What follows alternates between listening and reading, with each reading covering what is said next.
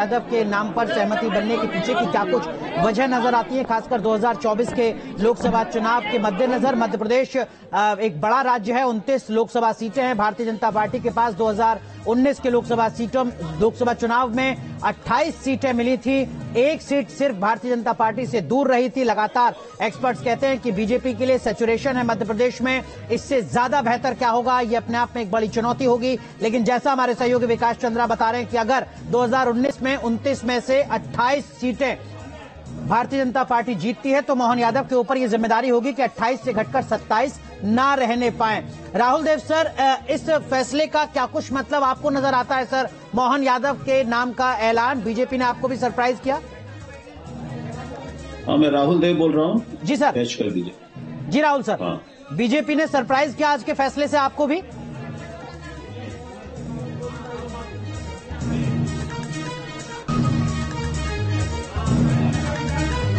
लगता है राहुल सर से आवाज नहीं पहुंच पा रही है। लेकिन राखी जी, ये जो सवाल लगातार उठ रहा है कि भाई अब देखिए मध्य प्रदेश में जो डिलीवरी है उसको कैसे मोहन यादव कर पाएंगे? वो विधायक रहे हैं 3 बार के, इसमें कोई शक नहीं है, लेकिन मुख्यमंत्री के तौर पर जो डिलीवरी का अनुभव है वो उनके पास नहीं है। वक्त बहुत कम है, 4 महीने का लोकसभा के चुनाव का।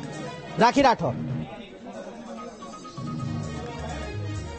देखिए, डिलीवरी होगी जिस तरह से सेंट्रल नेतृत्व का उन पर विश्वास रहा है। सारे के सारे विधायक मिलकर के, हमारा पूरा भारतीय जनता पार्टी का स्टेट यूनिट मिलकर के इस काम को सुनिश्चित करेगा कि डिलीवरी हो और इससे बेहतर रिजल्ट आएंगे। आप देखिए, किसी भी स्टेट के अंदर 18 साल के गवर्नेंस के बाद में, 18 साल के कार्यकाल के बाद में 163 सीटें लाना, इतना प्रचंड बहुमत लाना एक बहुत बड़ी चीज है और ये साफ दिखाता है कि कहीं ना कहीं डिलीवरी के लिए भारतीय जनता पार्टी की पहचान अब शुरू होगी।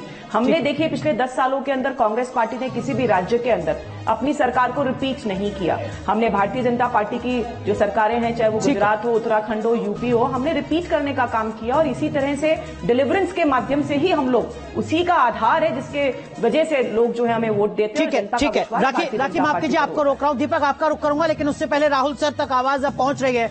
राहुल सर, आपका पहला रिएक्शन, मोहन यादव के नाम के ऐलान ने आपको भी सरप्राइज किया क्या? हेलो जी राहुल सर, आवाज पहुंच रही है आप तक?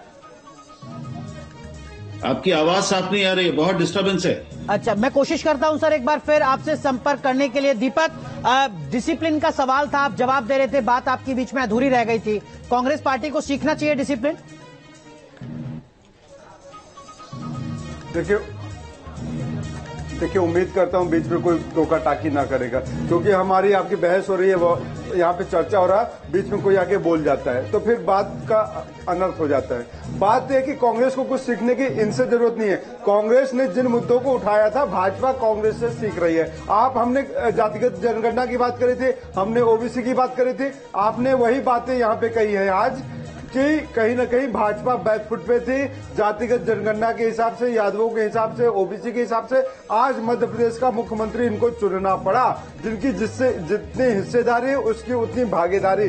जो हम बात करते थे, भाजपा कहीं न कहीं उसी मुद्दे को आज यहाँ पे लेके आई है। तो मैं स्वागत करता हूँ कि हमारे नेता, कांग्रेस पार्टी के नेता दूरदर्शी है, कांग्रेस पार्टी के नेता जो मांग करते आ रहे थे, भाजपा ने आज आखिरकार वो इम्प्लीमेंट किया। इसके लिए दीपक जी, मैं मानकर चलता हूं कि ये कांग्रेस पार्टी की खुशफहमी नहीं होगी जो आप कह रहे हैं, लेकिन ठीक है। हमारे साथ हमारे सहयोगी अतुल एक बार फिर जुड़ चुके हैं भोपाल से। अतुल, अगर आप मुझे सुन पा रहे हैं तो इस वक्त हलचल किस तरीके की है पार्टी दफ्तर में, जरा तस्वीरें अगर दिखा सकें आप तो।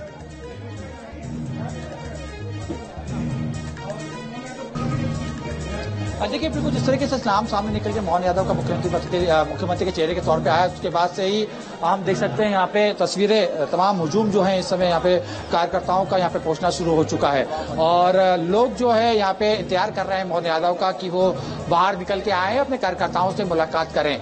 हालांकि देखिए, ये पार्टी दफ्तर के बाहर की तस्वीर है और सुबह से ही यहाँ पे कार्यकर्ताओं का आने का जो है आलम यहीं पे था और तमाम जो कार्यकर्ता है अलग अलग संभागों से, अलग अलग अंचलों से यहाँ पे पहुंचे थे।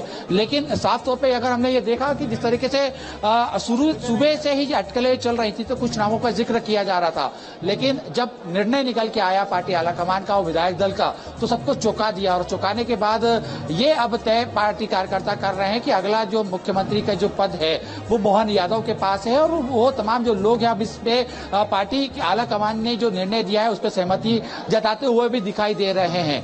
हालांकि देखिए, जिस तरीके से हम बात कर रहे हैं कि सिर्फ मध्य प्रदेश में 23 का ही नहीं है, 24 का भी रण है।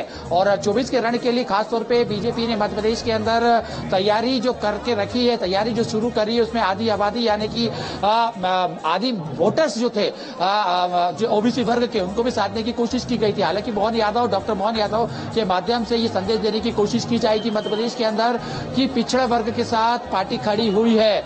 और जो एक लोकसभा सीट को लेकर तैयारी की जा रही है, लोकसभा के चुनाव को लेकर जिस तरीके से लगातार तैयारी की जा रही है, इसको और आगे बढ़ाने का काम अब डॉक्टर मोहन यादव करते हुए दिखाई देंगे। बहरहाल लेकिन देखिए, जिस तरीके से हमने देखा कि ये कहते हुए आ रहे थे कि मध्य प्रदेश में चौंकाने वाले नाम जरूर पार्टी नेतृत्व की तरफ से दिए जा सकते हैं, और हुआ भी यही। संघ काफी करीबी माने जाते हैं, लंबे समय से सियासत का अनुभव रहा है, क्षेत्र में काफी पकड़ रही है। दक्षिण उत्तर उज्जैन दक्षिण से ये विधायक का चुनाव लड़ते आए हैं, उच्च शिक्षा मंत्री के पद पे पिछली सरकार में रहे। कुल मिलाकर लोगों के